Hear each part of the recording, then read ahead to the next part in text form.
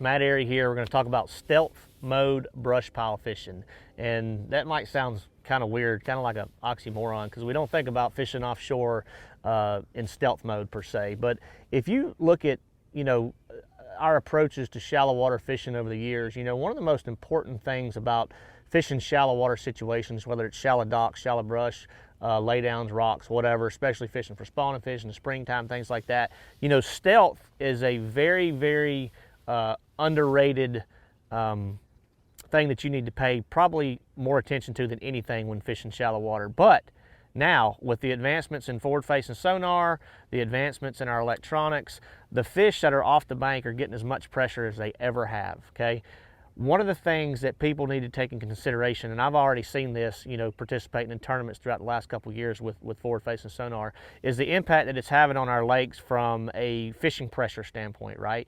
There's fish that are out here suspended, out here, around the brush, ditches, things like that, in different situations to where they're getting fished for when they didn't get fished for near as much before because of that forward-facing sonar. So one thing that's important is when you approach these areas, one thing I do, first of all, if you're familiar with the lake, and there's 2 or 3 brush piles on this point over here or whatever, I don't want to idle that point anymore. I don't want to idle by it, even with my side imaging. I don't want to go by it. I don't want to disturb it. I don't want my big motor running. I'll just pull up to it, 100, 150 feet away, and I'll drop my trolling motor, hit it with my forward-facing sonar. Now, if you don't have forward-facing sonar, that's a different deal. But if you've got forward-facing sonar, I'll hit it with my forward-facing sonar and just go ahead and scan around, see if the fish are there, because that to me is the stealth approach. That to me is the element of surprise. The element of surprise is just as important off the bank now as it is on the bank, as it's been on the bank for years and years and years, because that's where all the pressure was for years and years.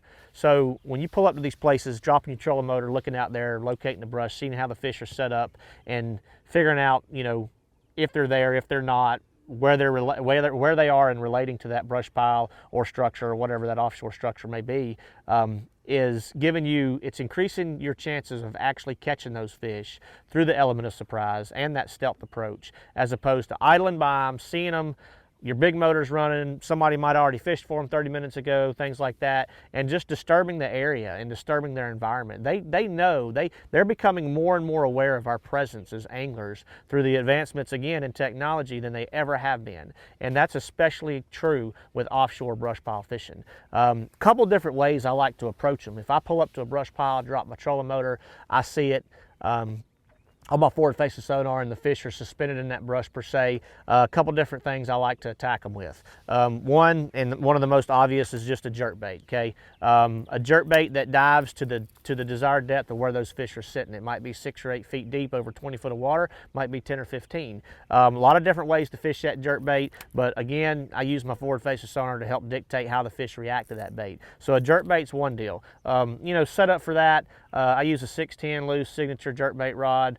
Usually 10 to 12 pound P-line fluorocarbon, a TI reel, a 7-to-1 gear ratio reel, and a variety of different style jerk baits in order to hit the right depth and match the right color to that particular situation. My number one go-to for fishing brush piles offshore in stealth mode is a small swim bait setup. Okay, a small swim bait for me over the last 2 years, approaching brush pile fish off the bank, has probably put more fish in the boat than any other technique out there. And if you've paid really close attention to a lot of the guys that have been catching them on forward-facing sonar on offshore brush, a little bitty small finesse swim bait has been, it's for, lack of a better term, just a straight up fish catcher, right? My setup for that, if you look, I've actually got a little signature, it's a Pulse Fish Lure signature swim bait head, my particular signature head. So that's a 1/4 ounce version. Sometimes I'll go to the 3/8, but 1/4 is what I'm throwing 9 times out of 10.